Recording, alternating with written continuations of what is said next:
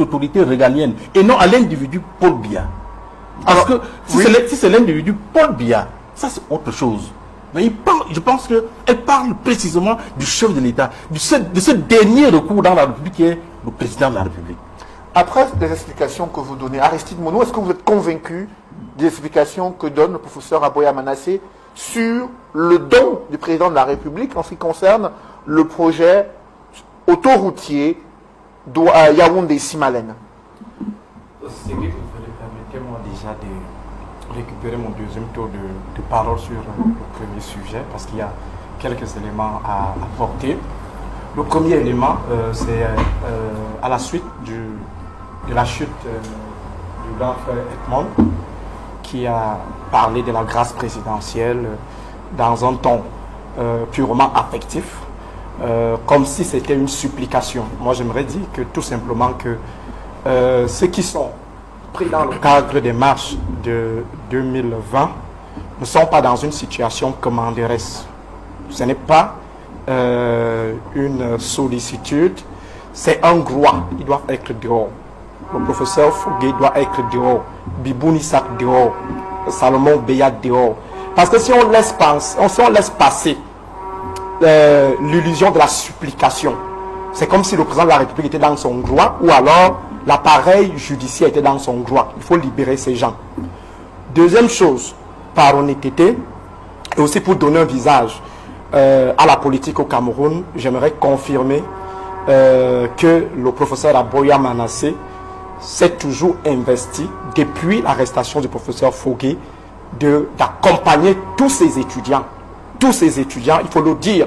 Et je pense qu'au-delà peut-être du discours qui peut être contradictoire sur le plateau, il est quand même l'un des communicants, l'un des apparatchiks du système qui présente un visage humain dans ses échanges avec les autres. Donc, il est également important de le souligner. Maintenant, il a dit que toutes les manifestations du RDPC sont déclarées au soir du discours présidentiel. Paul Biya décide de la création de 3 universités. Le président de la République prend la parole à 20h. Autour de 20h19, le président de la République a déjà bouclé. Et après, il y a une manifestation à Bertois. J'aimerais savoir si les portes de la sous-préfecture ou alors des sous-préfectures de Bertois étaient ouvertes pour que les uns et les autres aillent rapidement déposer leur déclaration et obtenir le quitus de l'autorité administrative. Il aura pris tout le temps pour mener le renseignement prévisionnel et se rassurer que derrière cette marche, il n'y avait pas un coup d'état scientifique, pour reprendre le professeur Messanga. Il a également dit que ceux qui ont eu à manifester dans le cadre des opérations de renouvellement des bureaux des organes de base du RDPC n'étaient pas des militants. D'abord, première curiosité, lorsqu'il s'agit des radicaux, des militants de la brigade anti-Sardina, la base, on établit de manière rapide, de manière expéditive, un lien entre les manifestations qui se passent à des milliers de kilomètres avec le mouvement pour la renaissance du Cameroun, qui s'égosille souvent à sortir des communiqués pour se désolidariser de ces mouvements. Là, c'est très facile. Du côté d'ACOM, il nous fait comprendre également que là-bas, ce n'était pas les militants du RDPC, je suppose. Mais est-ce que un individu normal, c'est vrai, ce sont peut-être des preneurs de cramol et tout, mais est-ce qu'un individu normal peut se lever un jour comme ça, à l'occasion des opérations d'un parti politique, commence à barrer la route? Pourquoi est-ce que depuis la fin, l'apothéose, on n'assiste pas au même mouvement à Nikutu, par exemple? Pourquoi seulement à ce moment précis? Alors, comment quelqu'un peut prendre le risque de se mettre à dos l'autorité administrative, la force répressive, tout simplement parce qu'il aura peut-être pris, le cramol et tout. Donc, je pense qu'il faut être un peu plus véridique, professeur. Maintenant, pour ce qui est de la logique du don. Le don, c'est quelque chose qu'on donne à quelqu'un sans attendre un truc en retour, de manière un peu triviale. C'est que lorsque le président de la République décide de faire un don, il le fait, il donne quelque chose aux Camerounais sans rien attendre. Et je pense que, quel que soit le niveau de sophistication du langage qui se cacherait derrière le mot don, quel que soit le niveau de sophistication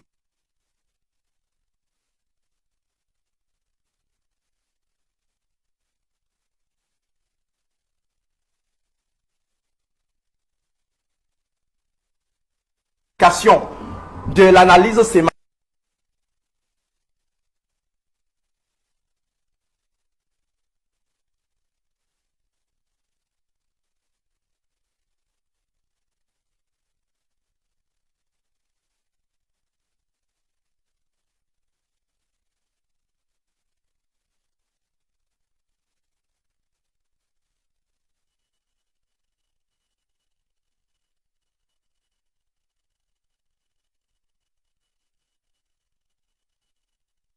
Camerounais que le don n'est pas le don.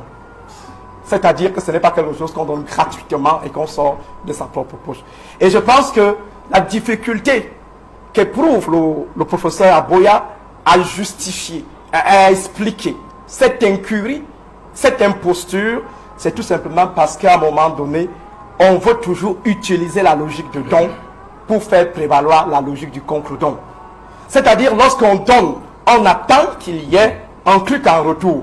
Alors lorsqu'on dit par exemple que le président de la République vient de faire un don de 500 000 ordinateurs, 75 milliards de francs CFA, en attendant que le professeur Aboya vienne sur un plateau, peut-être 2 ans, 3 ans plus tard, pour expliquer qu'en fait c'était l'institution présidentielle, à ce moment précis, l'étudiant aura déjà dit merci au président de la République et lui donner sa voix en 2018 par rapport à ce don. Parce que dans sa perception, dans sa compréhension, c'est que le président de la République a pris l'argent stocké quelque part.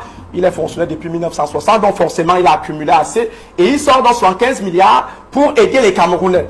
Lorsqu'on dit par exemple que le président de la République nous a donné la route Yaoundé-Simalène, on se dit forcément que ces économies stockées quelque part ont été mobilisées pour venir en aide à l'État. Or, c'est totalement faux. C'est qu'on est dans une logique d'exploitation de la dynamique du contre-don. Il faut que les Camerounais prennent le président de la République comme un père. C'est une relation affective que le RDPC, parti au pouvoir, veut toujours imposer pour que le président de la République soit toujours vu comme un Père Noël. Mais je pense qu'au-delà de tout, cela ressemble un peu à un détournement de fonds publics.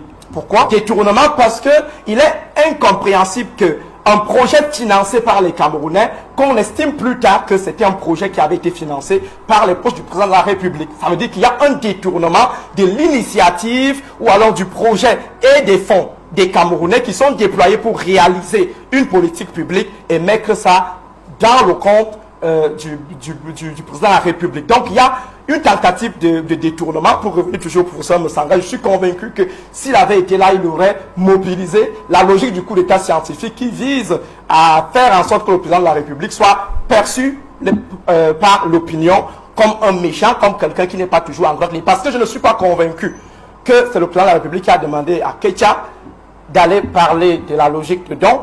Je ne suis pas convaincu que pour ce qui est des 75 milliards, des 500 000 ordinateurs, c'est toujours le président de la République. Mais comme on est dans une logique clientéliste est entretenue par des opportunistes, à chaque fois il faut citer le président de la République, il faut le citer même lorsqu'il y a un accouchement dans la famille, lorsqu'il y a un nouveau-né, on cite le président de la République, on le remercie.